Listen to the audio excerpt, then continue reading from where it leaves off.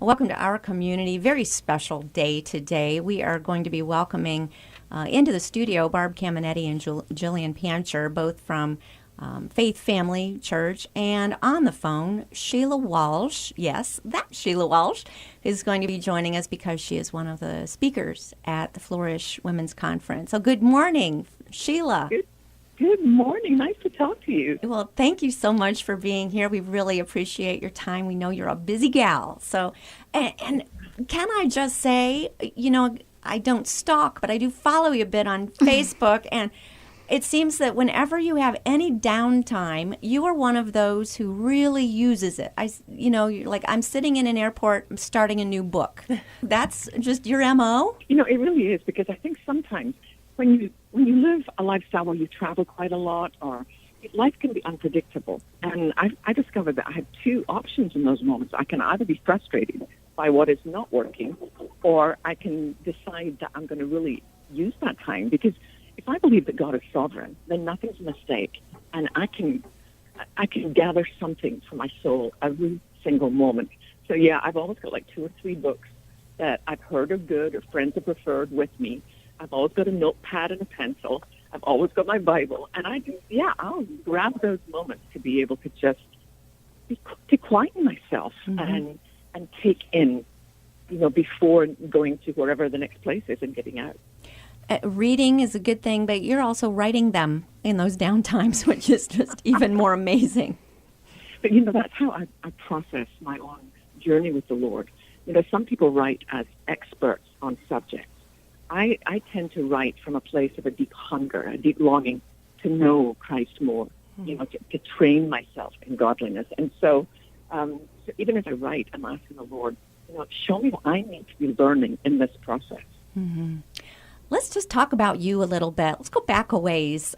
Before you were doing so much touring and speaking and so forth, you were a music gal, a little bit edgy in the Christian music world. Would you say? You had really fun hair, anyway. The funny thing is I didn't realize I was edgy until I came to America, because I started off, I was born in Scotland, and so my music career started really in London. And I was I was trying to find a way to communicate with my peers, because maybe less than 2% of the population of Scotland even go to church. So I wanted to find a way to communicate with those who are my own age and let them know that knowing God is the greatest adventure in life. And so when I first came to America, and I opened for a friend of mine called Phil Keaggy, and it was the first time I was exposed to the fact that some people thought I was very edgy because I had short, spiky, sometimes purple hair. Well, Phil Keaggy, Ohio boy. So when you came to America, you really were experiencing the Midwest right out of the gate, weren't you? Yeah, and I think there's no better person to introduce you to America than Phil Keaggy. We love him. We love him so much. So what brought you to the United States? Well, it was not what I thought I would do with my life. I went to seminary in London to train to be a missionary in India. That was really the passion of my heart, was to go and minister in India. But as I was graduating from seminary, God redirected my steps, and I ended up working with European Youth for Christ in a musical group where we would travel across almost every European country, Switzerland, Germany, Belgium, France, Spain, sharing the gospel in schools and colleges and clubs, anywhere they would open the door. And then Billy Ray Hearn, who was head of Sparrow at that time, happened to show up at one of my events. He was hoping to see someone there, and heard me and asked if I would come to America and open for one of his artists, who was the aforementioned Phil Keaggy. Mm-hmm. Amazing.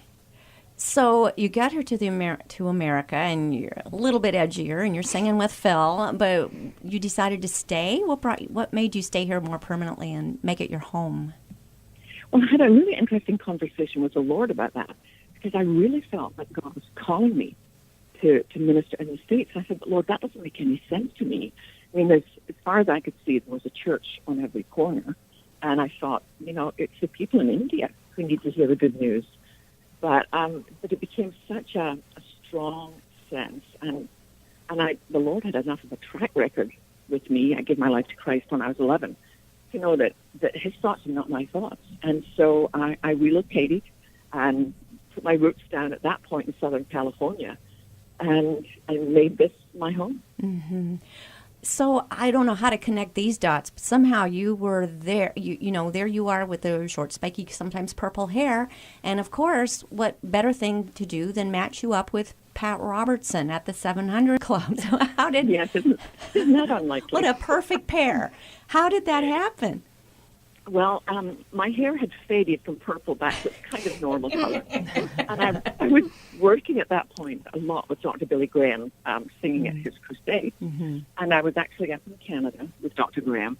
And someone, I think it must have been televised, but someone sent a tape to the 700 Club and said, I know that Pat's looking for a new co-host. You know, what do you think of this girl? So when I came back to my little apartment in Los Angeles, there was a phone message saying, could you fly in next week and co-host the 700 Club for 3 days with Pat Robertson? And I'd never heard of the show because we don't get it in the United Kingdom.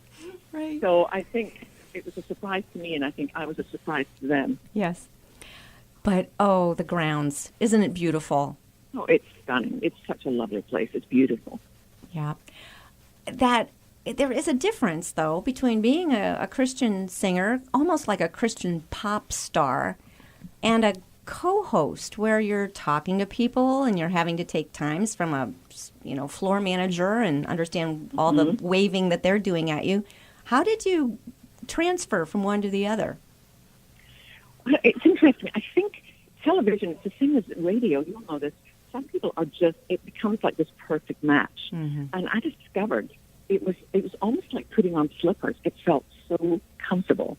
And rather than just speaking into a camera, I would always think of someone that I'd met that week, someone who maybe shared a prayer request with me, and found myself speaking to them rather than to what just seemed like a piece of glass. And I absolutely love the medium of television. Yeah.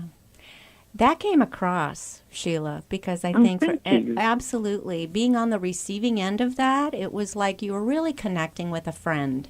You really just did take to it like a fish to water. It was amazing. Now, and then Women of Faith. Then you step into a completely different medium with stadiums of thousands of women. Talk about that part of your life.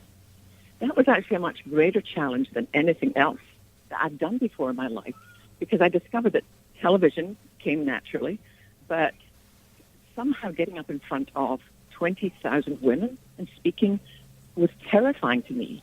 In fact, when Steve Arterburn, who was the founder of Women of Faith, when he called me and said, what would you think about joining the speaking team? I initially said no, because I thought, I don't know what I would talk about. My image of women's ministry was very much flowery dresses and Tupperware, and I said neither. And he said, well, would you come and meet with some of the speakers and at least meet them? And I said, yeah, of course I'll do that. So I'll never forget that meeting with Lucy Swindoll and Barbara Johnson and Marilyn Nieberg, and Patsy Claremont was on the phone. Mm. And as they began to share a little of their stories, the thing that deeply connected with me was that Christ was the hero of every story. This was not about 5 things I did to be a better Christian woman. It was far removed from that. It was, here's how in the midst of my brokenness, Christ the Redeemer put my feet on a solid rock. And I remember thinking, oh no, Lord, I could be part of this. And we for 20 years, that's what we did. We probably did about 30 events each year. But even though sometimes the personnel changed and new girls would come and speak with us, it was always this message of, come as you are and allow God to change you from the inside out. That come as you are is the tricky part, particularly when you're talking about women, isn't it? Our tendency to compare, the tendency especially, this is a room full of Christian women. I really have to have my happy face on. Oh, absolutely. How do you get past that?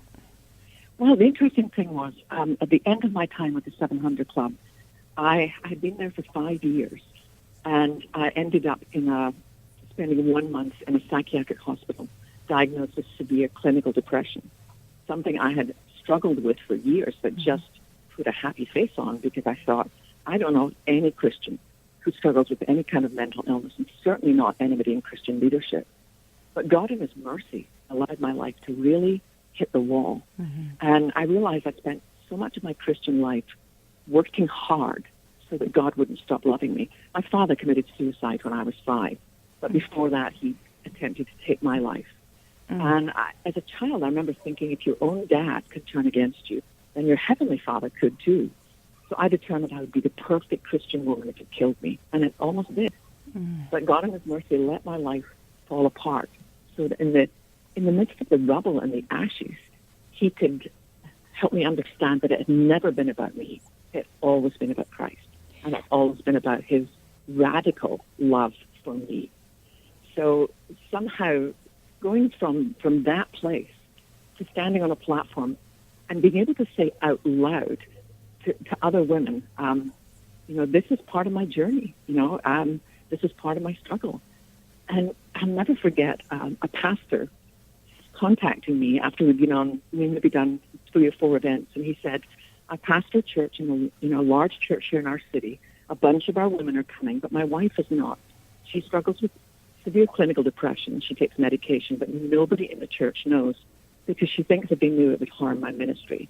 Oh. And he said, is there any way you would meet with her? And I said, if she's willing to meet with me, absolutely. And I'll never forget that moment. She came to the hotel where I was staying and initially would not even make eye contact with me. So we found a quiet room, and I said to her, you don't have to tell me a thing about your life, but if you would be gracious enough to let me share part of my story. And I'll never forget, after maybe 45 minutes, we were both on our knees, tears running down our face, kneeling together at the throne of grace and mercy. And when she finally left and ran back into the arms of her husband, I remember saying, Lord, I would go through all of that again for that one moment. Wow. Because I know what it's like to think you're the only one, to think you're a failure, to live with shame. And to me, the whole message of the gospel, the whole theme of our conference, Flourish, is that because of what Christ has done, that he who knew no shame took our shame upon him so that we could live free. If we have the flu, we see a doctor and we take medication. Right. Mental health is no different than physical health. It seems that it's been a long time getting that message across. And so for someone, of your stature, in your platform, to be able to say, hey, I'm your sister, that means more to someone than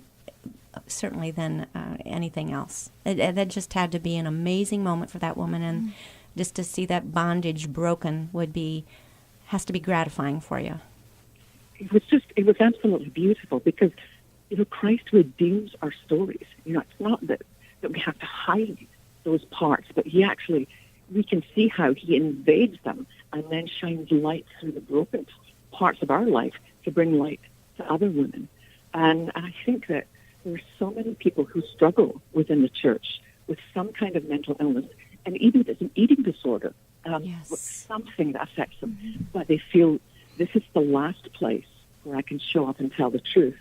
And really, we should be part of a healing community, not a community that shames people. Right.